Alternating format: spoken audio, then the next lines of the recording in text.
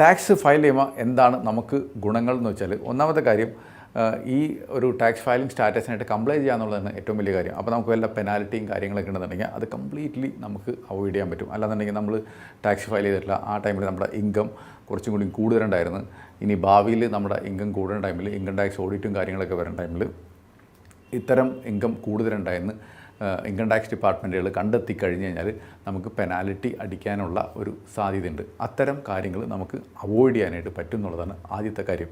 ഇനി രണ്ടാമത്തെ കാര്യം എന്ന് വെച്ചാൽ, ലോൺ എടുക്കേണ്ട ഒരു സാഹചര്യം വരുന്നത്. ആ ലോൺ എടുക്കേണ്ട സാഹചര്യം വരുമ്പോൾ നമ്മൾ എല്ലാ ബാങ്കിലും പോകുമ്പോഴും മിക്ക ആൾക്കാരും ചോദിക്കുന്ന ഒരു കാര്യമുണ്ട്, ഒരു 3 കൊല്ലത്തെ ഇൻകം ടാക്സ് റിട്ടേൺ കൊടുത്തതിൻ്റെ സ്റ്റേറ്റ്മെൻറ്റ് ചോദിക്കും. അത് ഉണ്ടെന്നുണ്ടെങ്കിൽ വളരെ സുഗമമായിട്ട് നമുക്ക് ലോൺ കിട്ടും. നാഷണലൈസ്ഡ് ബാങ്കിലൊക്കെ പോയി ലോൺ അന്വേഷിക്കുന്ന സമയത്ത് നമ്മുടെ അടുത്ത് ഇൻകം ടാക്സ് ഫയലിംഗ് റിട്ടേൺ ഇല്ലാത്ത സമയത്താണ് നമ്മൾ ഹൈ ഇൻട്രസ്റ്റ് റേറ്റ് ഉള്ള സ്ഥലത്തേക്ക് പോകേണ്ടതും നമുക്ക് നമ്മുടെ നാഷണലൈസ്ഡ് ബാങ്കിൽ നിന്നൊന്നും ലോൺ കിട്ടാതിരിക്കുന്ന ഒരു സാഹചര്യം ഉണ്ടാവുന്നത്. ഇപ്പോൾ ഹൗസിംഗ് ലോണൊക്കെ തരണമെങ്കിൽ നാഷണലൈസ്ഡ് ബാങ്കിലൊക്കെ ആണെന്നുണ്ടെങ്കിൽ 7% അല്ലെങ്കിൽ 7% താഴേക്കേ ഉള്ളൂ ഇപ്പോൾ ഇൻട്രസ്റ്റ് റേറ്റ്. പക്ഷേ നമ്മൾ ഈ സെയിം കാര്യം തന്നെ ഒരു കോപ്പറേറ്റീവ് ബാങ്കോ അല്ലാന്നുണ്ടെങ്കിൽ വേറെ NBFCയിലൊക്കെ പോകണമെന്നുണ്ടെങ്കിൽ ഇൻട്രസ്റ്റ് റേറ്റ് ഒത്തിരി വ്യത്യാസം വരും. നല്ലൊരു റേറ്റിൽ ലോണ് കിട്ടാനുള്ള ഒരു യോഗ്യതയാണ് നമ്മൾ കളയുന്നത് ഇൻകം ടാക്സ് അടയ്ക്കാതെ ഇരിക്കുന്ന സമയത്ത്. അപ്പോൾ എപ്പോഴും ഇൻകം ടാക്സ് കൃത്യമായിട്ട് ഫയൽ ചെയ്തുകൊണ്ടിരിക്കുക. അത് നമുക്കൊരു വേണ്ട ടൈമിൽ ലോണും കാര്യങ്ങളൊക്കെ അന്വേഷിക്കുമ്പോൾ നല്ലൊരു കാര്യമായിരിക്കും.